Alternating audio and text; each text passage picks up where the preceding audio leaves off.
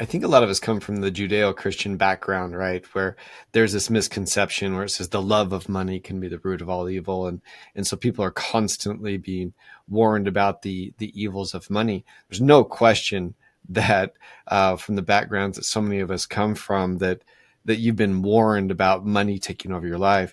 But I saw this study and it talked about entrepreneurs. And so I have your bio here. And as you're saying that, I was going through a couple of those again, stressed, ambitious, independent ladies. So you're working with women. And I just can't imagine anything that stresses us more than the lack of, or even as you gain it, as you said, you gain all this money. Now you're afraid that you're going to go back to it. Explain a little bit about how you help these stressed, ambitious, independent ladies start to have that financial serenity.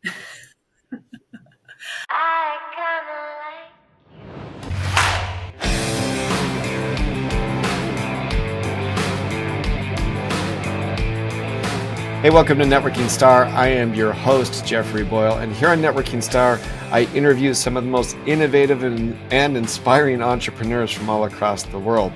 They're people that just help us want to have, be, and do more.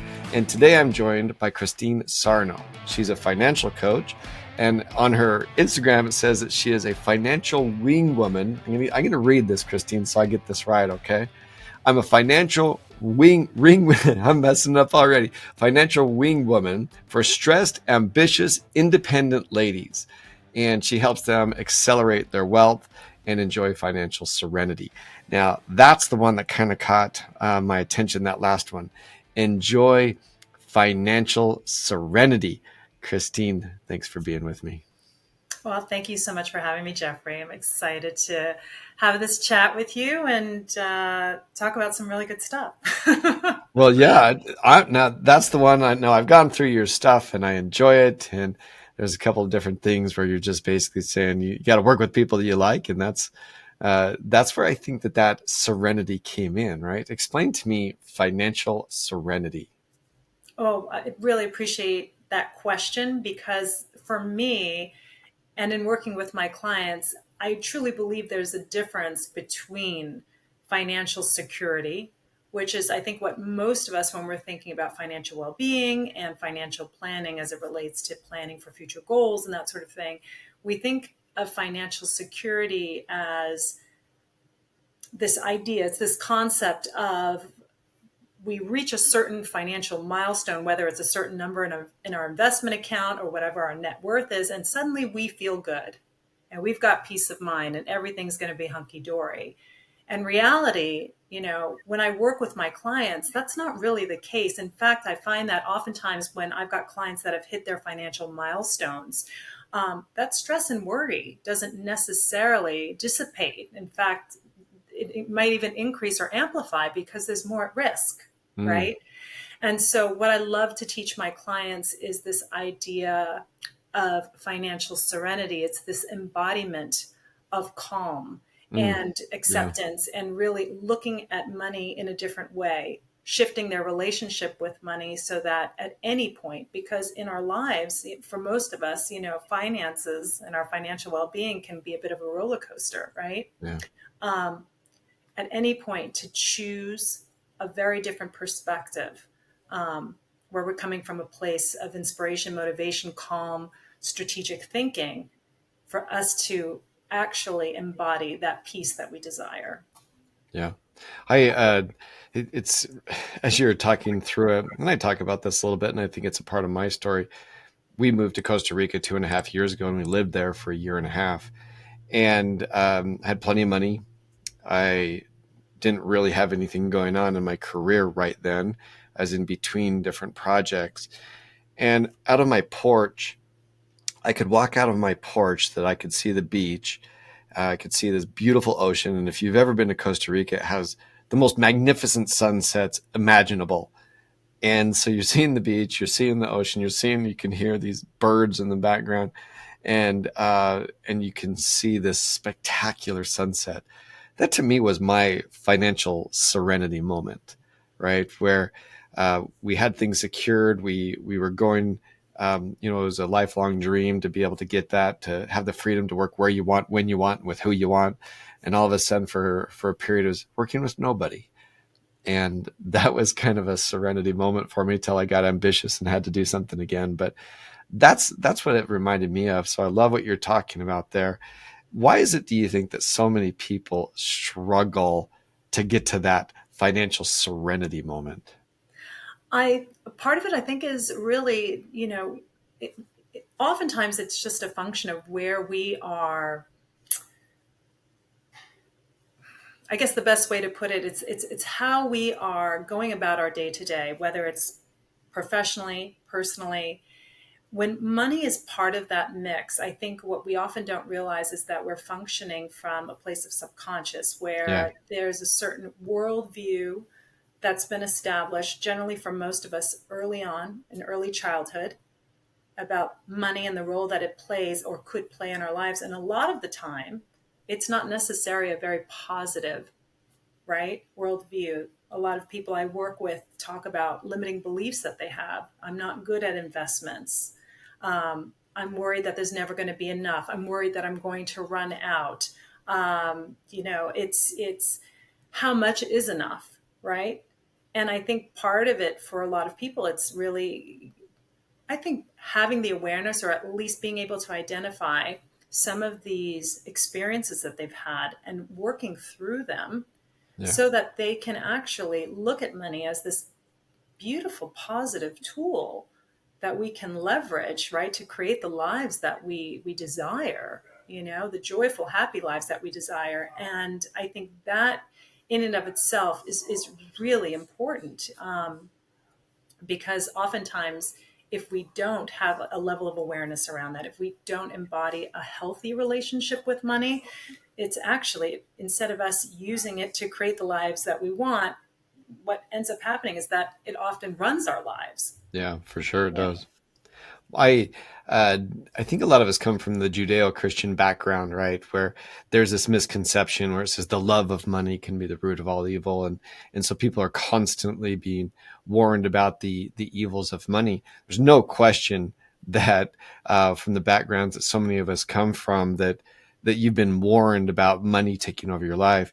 But I saw this study. It was the University of Pennsylvania from Wharton School of Business, and it talked about entrepreneurs. And so I have your bio here, and as you're saying that, I was going through a couple of those again.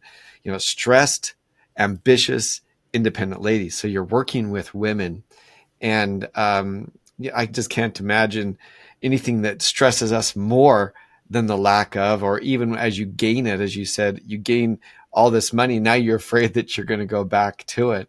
Explain a little bit about how you help these stressed, ambitious, independent ladies start to have that financial serenity. I never heard that, by the way. Financial serenity. It just kind of rolls off your tongue, right? Financial serenity. It does, right? Doesn't it feel good? That almost ought to be like a daily thought. Financial serenity with Christine. So I love that. you go ahead. It sounds pretty soothing, doesn't it? I mean, but I it's try funny. I try to do my best radio voice there for you, It's but amazing. No, I love that. I mean, even think about it, right? Like financial serenity, it's one of those things where it's again, it's a soothing, comfortable. It makes money feel safe. yeah, For so many people, that's not the case. And so oftentimes, and you said, how do I help women who are hmm stressed, independent? A lot of my clients are women who are professionally successful, yeah, um, may not necessarily have the bandwidth, coupled with a demanding professional career. They've got families, they've got kids, they're running households, whether they're married or in a partnership or single, right? So that adds a whole other layer of complexity in terms of just having time.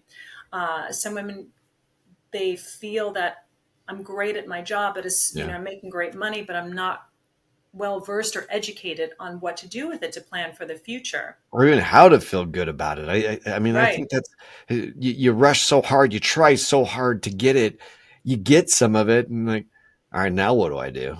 And now what do I do with it? Right? Where Mm-hmm. should this go?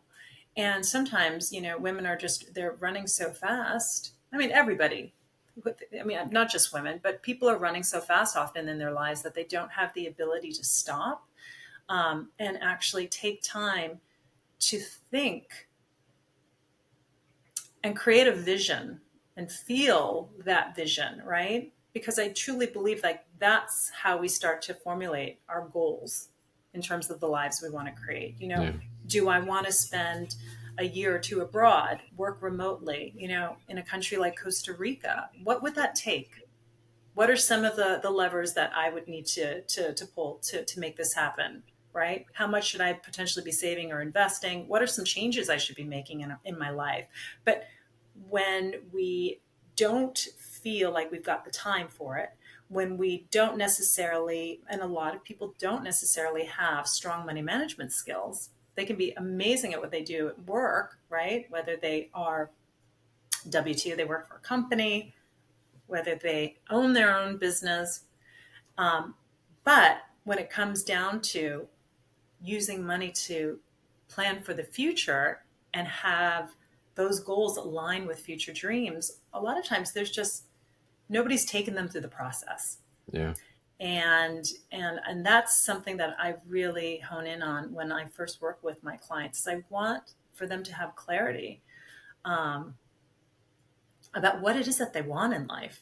What do they want to actually plan for? What really just brings them joy and inspiration? Because we want to really tap into those feelings. I often say this, having worked in the traditional financial advisory space, we ask a lot of metric-based questions, and then we put together this financial plan. It's this output, right, from the financial software that's being used by a respective firm.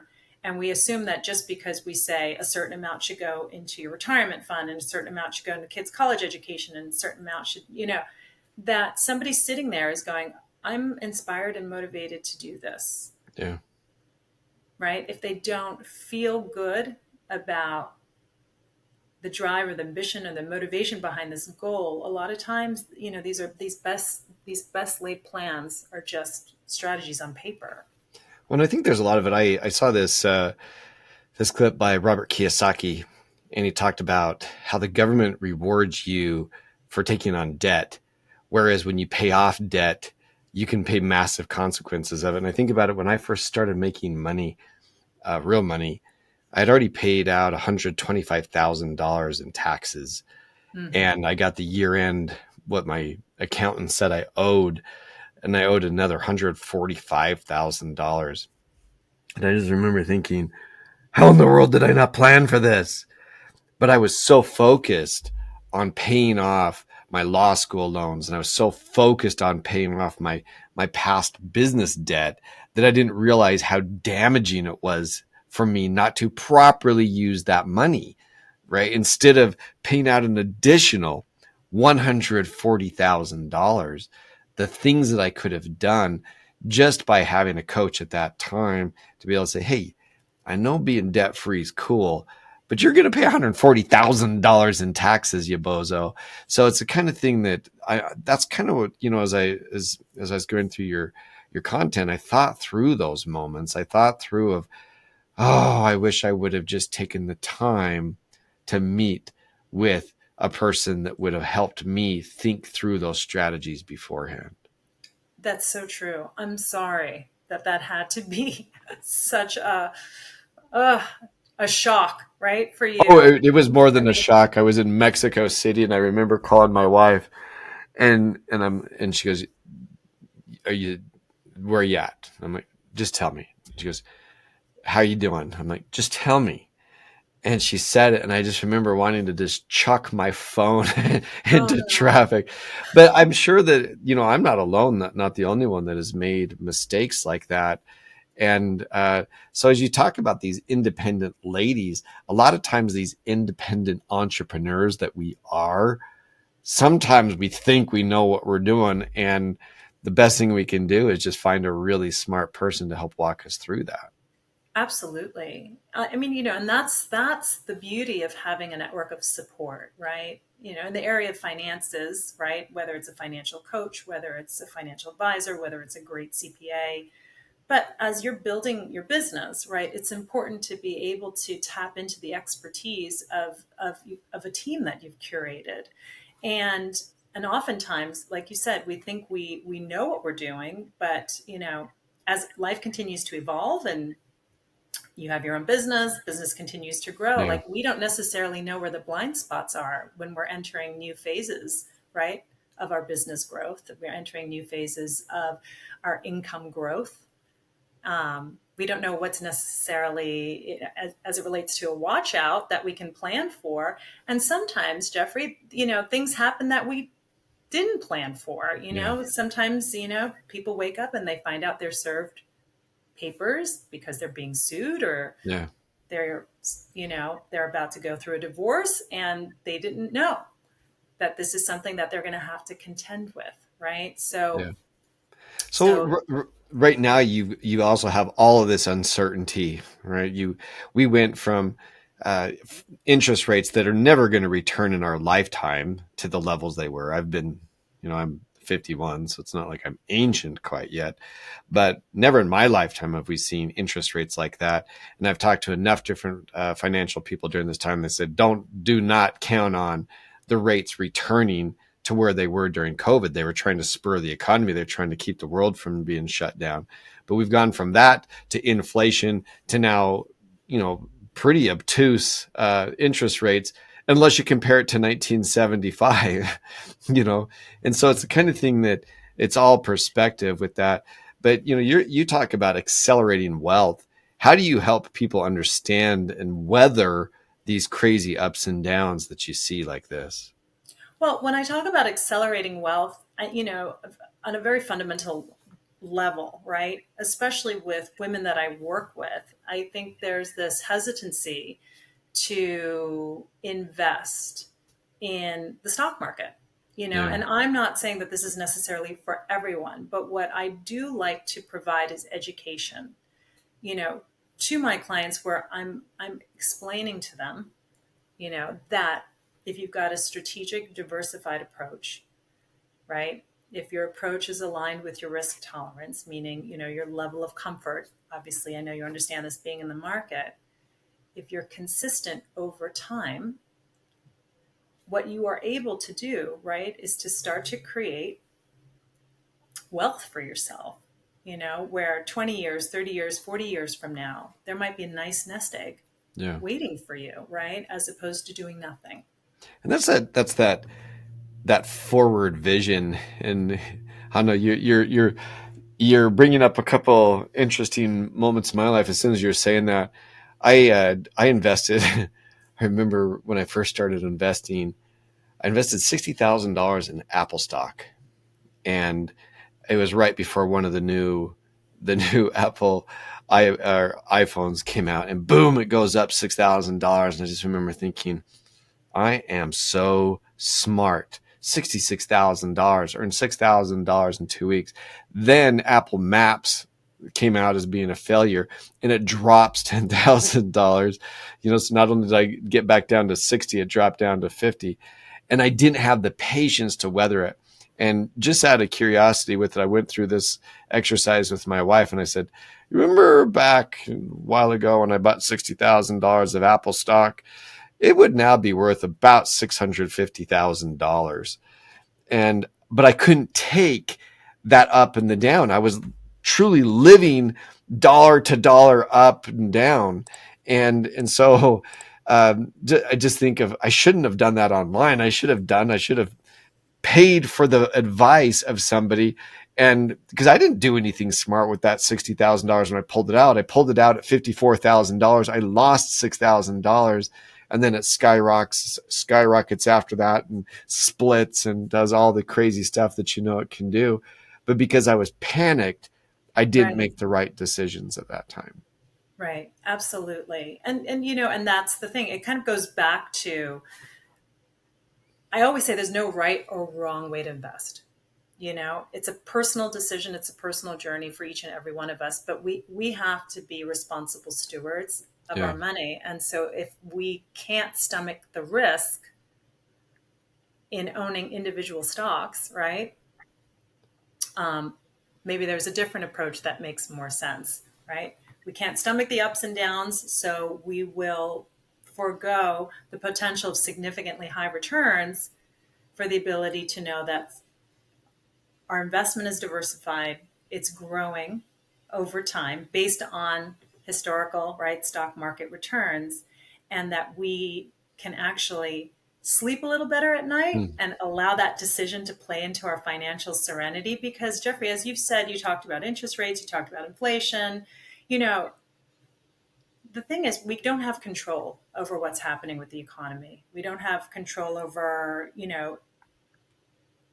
a whole host of things, right? But what we do have the ability to do is to look at what's happened historically in the stock market, right, over the last 50 some odd years and say, you know what? Not that historical performance predicts what's going to happen tomorrow, but chances are, if we're consistent and we allow ourselves to stay invested for the long term and we're invested strategically, like I said, there could be a very nice nest egg waiting for us when we're ready to access those funds. Yeah, no question. Yeah. Well, Financial Serenity with Christine Sarno. Tell everybody where they find you and how it is that they can follow you and learn more about how in the world they can accelerate their wealth, achieve financial serenity, and how you can help them get there. Oh, I love that. Thank you, Jeffrey, for allowing me to share. You can connect with me, obviously, on Instagram at Christine Joy Lux Sarno, also on Facebook under Christine Joy Lux Sarno, or you can reach out to me directly through my website at www.christinejoyluxsarno.com. And as it relates to financial coaching, it's really kind of a holistic approach to financial well-being. So it's basic money management skills, right?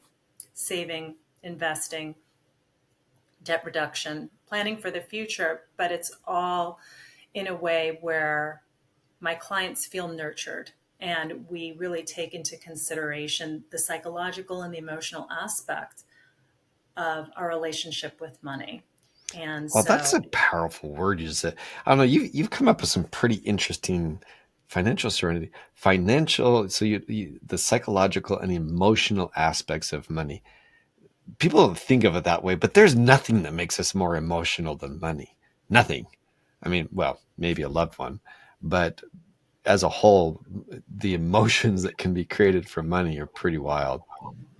Absolutely. And I think, again, through no fault of our own, right? It's most of us have kind of grown up and have experienced our own, I guess, childhood, I guess, best way to put it, just, sorry. As I'm trying to find you're words, right. I mean, because I personally, I'm, to be completely honest, like I experienced a lot of childhood trauma around money, right? So for me, my worldview very early on had been shaped in a way that money represented control, manipulation, financial abuse, a whole host of things, right? Yeah. And so what I'm trying to say is that it's so important for us to be able to allow ourselves to identify that in our own lives, to create space for healing around that, to understand that, we can work on that simultaneously, but it does have an impact on our relationship with money today, and that can be healed. And at the same time, too, give us the ability to leverage this tool, which on its own has no other meaning than what we attach to it, and use money as a way for us to create the lives we desire. Well, it is a very interesting approach, and the empathetic approach to money and wealth management, that is something that I find pretty appealing. Thanks for being with me on Networking Star. Thank you so much, Jeffrey, for having me. Appreciate it.